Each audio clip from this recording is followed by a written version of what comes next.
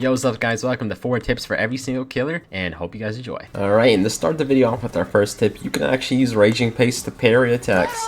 This is simple, but I just simply don't see this being used enough. Our next tip for Jason would be that when you use Raging Pace, sometimes using Behead instead of M1 is actually way better. As you can see in this clip, Jason Shaletsky hit the head, they try to slash me, and they simply can't. Now this tip a lot of people don't know about, and that is using your stamina efficiently with Raging Pace. Whenever you use Raging Pace, it regens your stamina up to say, I think 70 or so you always want to M1 at around 75 to 80 stamina. And as you can see, I play it perfectly and my stamina keeps recharging. Typically when you do this, your stamina will actually stop recharging for a moment, then it'll keep recharging if you do it wrong. For our last Jason tip, and that is strategically making your stamina 0 so you can stay in Raging Pace for as long as possible. This is really good if you need a ton of distance against a survivor, say a noob uses Cola. You'll also see if you want to look back that when I used Raging Pace, I didn't play my stamina well, and I did not use the last tip I just told you guys.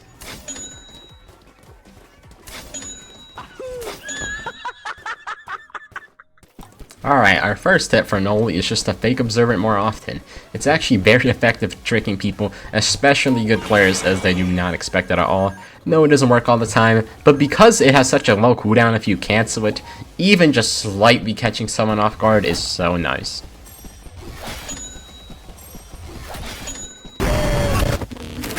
Now our next tip is a little more vague, and that's just to learn really good Void Rush turns. The Void Rush has really good turn control at the start, so you can do some insane Void Rushes to get a lot of stamina advantage. I would suggest going in a private server and practicing these, especially on maps like Brandon and York's, where you can turn against walls and still hit players. Very good. I'll be showing you some examples on the screen.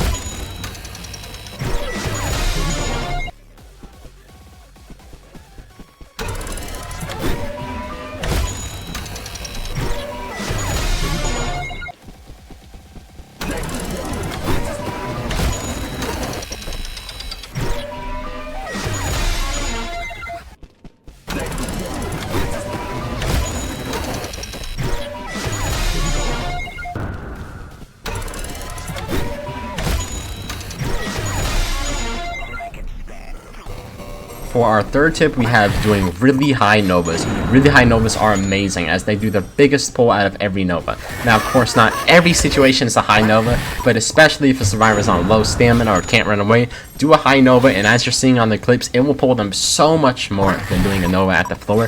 Sometimes even pulls them behind entire walls or objects, as you can see in these clips.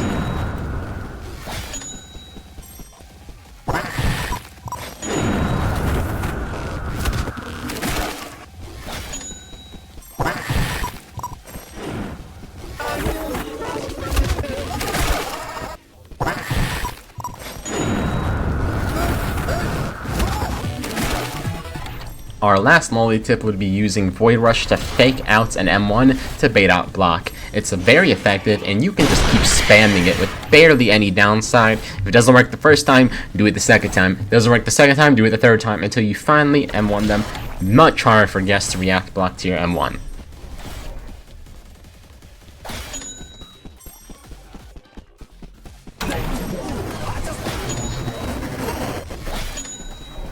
For our first CoolKid tip, it's simply summoning minions through walls.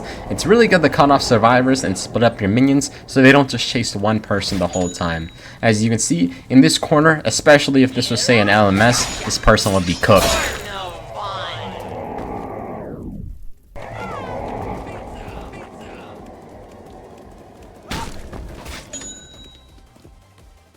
Now the next tip is using walk speed override for distance.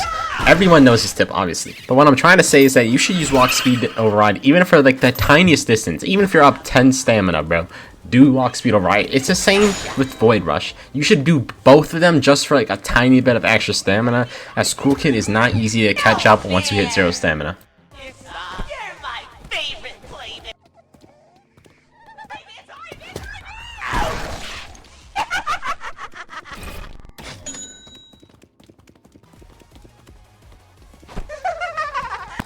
For our next tip, it's Corrupt Nature. Use Corrupt Nature when the survivor has no stamina, be it 1 or 0 stamina, and you basically always get a free hit. I don't see nearly enough, ignore that. I don't see nearly enough people doing this tip, and it's very OP, as you can basically just get a confirmed M1 and 15 extra damage. You could sometimes get a confirmed walk speed override, and sometimes you can get 2 M1s, depending on how low their stamina is compared to yours.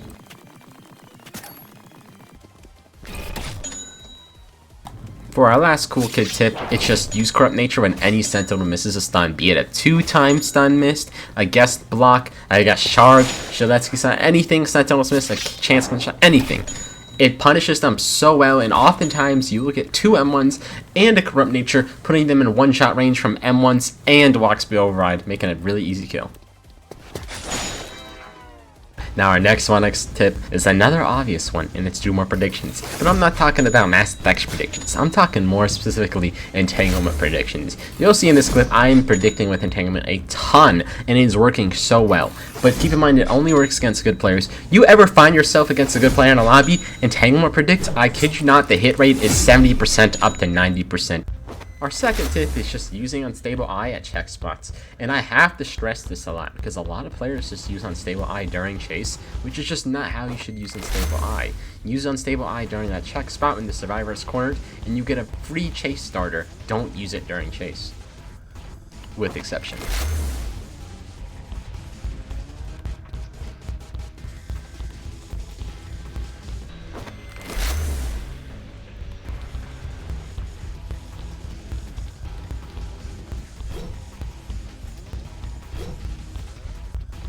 Our next tip is just baiting out guest block will get you a free up close mass infection, and if somehow they run out of it and waste their stamina, you just get a normal mass infection for free. Very good damage and a very good tip on countering guests. Plus, if they react block, M1 and turn away, and they'll block. Our last tip for 1x is entangling different survivors and different buildings to get that speed boost to catch up to the survivor you're chasing.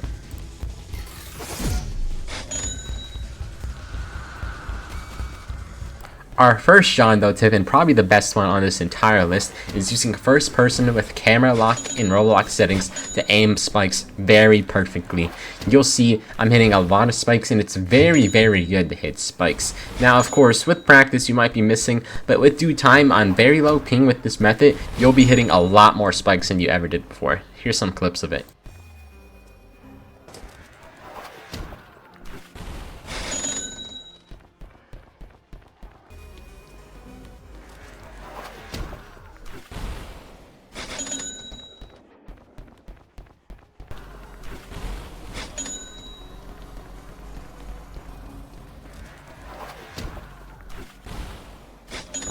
Our next John Doe tip is a little complicated. Whenever you full box and trap someone with nowhere to go, always make sure to M1 them and run back. As you can see, I'm M1ing them and running back. This cuts them off, making sure that they can't use the M1 speed boost to run out of your trap super efficiently. This is very good for securing kills.